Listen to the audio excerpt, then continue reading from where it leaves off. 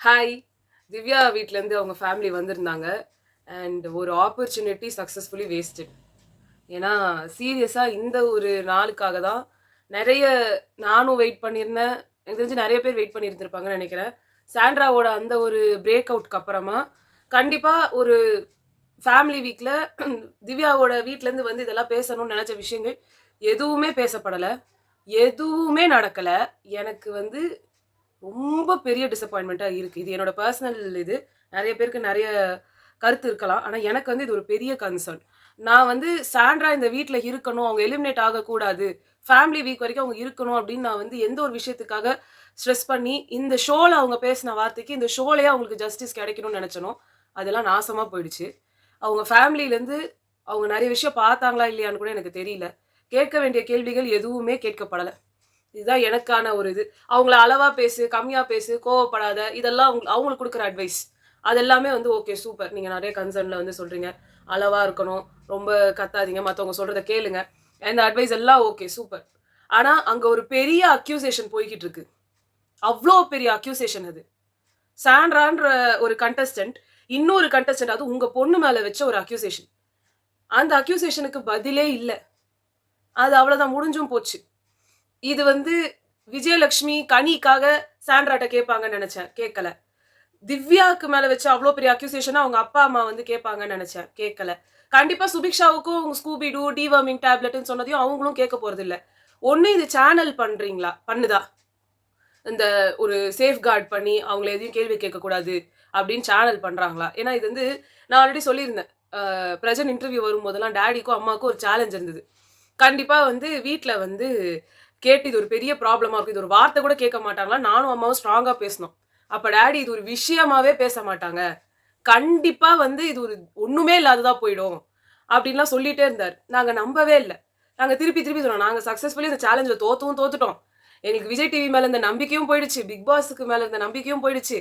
இது திவ்யா அவங்களோட அம்மா, அப்பா வந்து இப்டி பண்ணாங்கன்றது அவங்க மேல இருந்த ஒரு ஹோப்பும் போயிடுச்சு எனக்கு. ஏன்னா வந்து நான் ரொம்ப எதிர்பார்த்ததே இதுதான். அவங்க அண்ணா என்ன நானா எபிசோட் பார்க்கலன்றாரு. அவங்க அம்மா, அப்பா பார்க்கலன்றாங்க. யாருமே பார்க்கலன்னா, இவங்க 3 பேரு அனுப்பி என்னன்னு எனக்கு தெரியல. அண்ட் இன்னொன்னு வந்து அவங்க அப்பா திருப்பி திருப்பி வந்து பார்வதி வெறும் பார்வதிக்கு தான் இருந்தது. அவங்களுக்கு எல்லாருக்குமே அந்த கோர்ட் டாஸ்க் மட்டும் தான் தெரியுமா என்னன்னே தெரியல. திருப்பி திருப்பி அந்த கோர்ட் டாஸ்க், திருப்பி திருப்பி பார்வதி. பார்வதி அவ சொன்னதெல்லாம் ஓகே. ஆனா ஸ்டார்ட்டிங்ல வந்து ரொம்ப டிக் பண்ற மாரி தான் இருந்தது. அதுதான் பார்வதி, அதுதான் ஒரு ஃபர்ஸ்ட் 2, 3 சொல்லும்போது, சூப்பர் அனாலிசிஸ் இருந்தது. ஆனா எதுக்கு எடுத்தாலும் அதுதான் பார்வதி, அதுதான் பார்வதி, அதுதான் பார்வதின்னாரு. சரி அதோட விடுறாருன்னு பார்த்தா, ஒரு கட்டத்துக்கு மேல பார்வதி வந்து திவ்யா அம்மா வாயிலருந்து ஏதாவது வருமான்றதுக்கு ஒரு ஒரு இது போட்டாங்க. நான் வேணும்னே தான் அவள வந்து நக்கல் அடிச்சேன். நான் வேணும்னே தான் இதெல்லாம் பண்ணேன். திவ்யா வந்து நான் கண்ண கண்ண காமிச்சேன்னா, அவர் வந்து கலாய்க்கிற மோட்லயே போயிட்டாருன்னு. அவர் கலாய்க்கிறது அதெல்லாம் ஓகே. பட் என்ன கேட்கணுமோ அத கேட்காம நீங்க கலாய்ச்சு, பேசி என்ன நடக்க போது? எனக்கு தெரியல. இந்த ஃபேமிலி அப்படின்னு வர்றவங்களே, சில விஷயங்கள கிளாரிஃபை பண்றதுக்கு தான் வராங்க. அவங்களுக்கு சில அநியாயங்கள் அவங்களுக்கு லவ்டு ஒன்ஸுக்கு நடந்திருக்கிறத கேட்கறதுக்கு தான் வராங்க. இத வந்து கரெக்ட்டா அமித் அவங்க வைஃப் பண்ணாங்க. இன்னைக்கு பூரா பார்வதி எல்லாரும் அட்டாக் பண்ண மாரி இருக்கும். எனக்கே வந்து ஒரு கட்டத்துல இவங்க என்னடா திருப்பி திருப்பி பார்வதி பார்வதி. பார்வதி பண்ணது அவ்வளோ பெரிய இதுதான். அவங்கள நீங்க வந்து எந்த விதத்திலயும் வந்து கம்மியா எடை போட்டுற முடியாது. இருந்தாலும் இவங்க அ அ திவ்யாவுக்கு மேல அக்யூசேஷன் வச்ச அவ்ளோ பெரிய விஷயம் பண்ண சாண்ட்ரா அங்க இருக்கும்போது, வெறும் பார்வதிய மட்டும் ஃபோக்கஸ் பண்ணி, என்ன பார்வதி இது ஒரு சாப்டர் முடிச்சுட்டு சொல்றீங்கப்பா சாண்ட்ராட்ட போயிருக்க வேணாமா? வெறும் சாண்ட்ரா கிட்ட இருந்து தள்ளி இரு அப்படின்றது ஒரு அட்வைஸ். அவங்களே கேட்கறாங்க. திவ்யாவே கேட்கறாங்க. எனக்கு என்னன்னே தெரியல. என்ன நடக்குதுன்னே தெரியல. எனக்கு என்ன பிரச்சனை?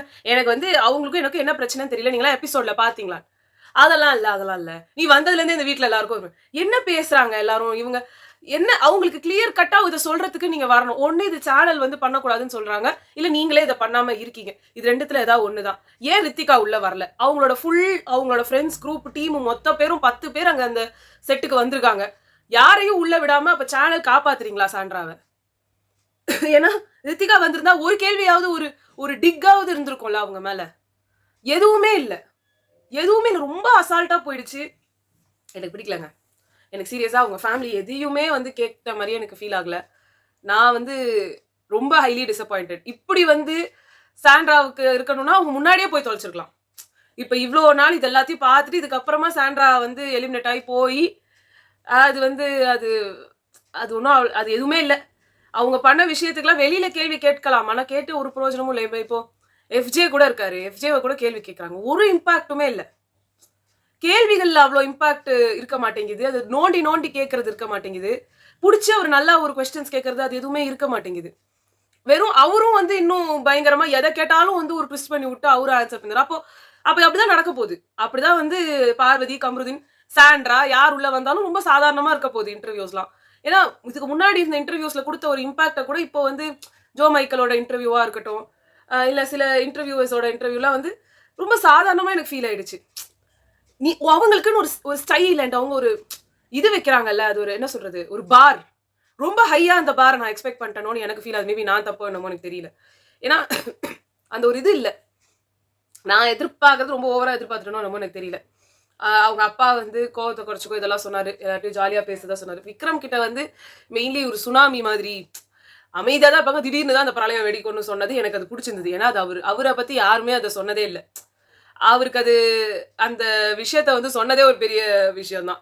ஏன்னா அவரை யாருமே எதுவுமே டச் பண்ணல. அப்படி இருக்கும்போது இந்த இது சொன்னது ஓகே. பட் ஸ்டில் அண்ட் இது ஒரு கோட் வேர்ட் மாதிரி 200% கன்ஃபார்ம்னு சொல்றாங்க அப்படின்னு அவர் சொல்றாரு. இது என்ன கோட் வேர்டு? இவங்க கன்ஃபார்மா வின்னர் கிடையாது. அப்புறம் என்ன கோட் வேர்டு இது? 200% கன்ஃபார்மா ஃபினாலே போயிடுவாங்கன்றதா? இது என்னன்னு தெரியல. ஏன்னா நம்மளுக்கே தெரியுது, வெளில ஓட்டிங்ஸ் வச்சோ இல்ல மத்த எது வச்சோ கண்டிப்பா Divya is not a title winner. கண்டிப்பா Gana Vinoth or Parvathi or pattern போறத பார்த்தா சாண்ட்ரா கூட வந்து சாண்ட்ரா ஆர் அரோரா கூட வந்து டைட்டில் வின் பண்றதுக்கான பாசிபிலிட்டிஸ் வந்துருச்சு அவங்களுக்கு போறத பார்க்கும்போது. அரோரா கொஞ்சம் டவுட்ஃபுல், பட் சாண்ட்ராவுக்கு இவங்க இவ்வளவு காப்பாத்துறத பார்க்கும்போது it's Vinod or Parvathi or Sandra, இவங்க 3 பேர்ல ஒருத்தருக்கு தான் வந்து. அதுலயும் வினோத் தான் முக்காவாசி. அது பார்வதிக்கு வந்து வருது, கிட்ட கிட்ட வராங்க. ஸோ அவங்களால அவங்க ரன்னர் அப் ஆகிறதுக்கான வாய்ப்புகள் இருக்கு.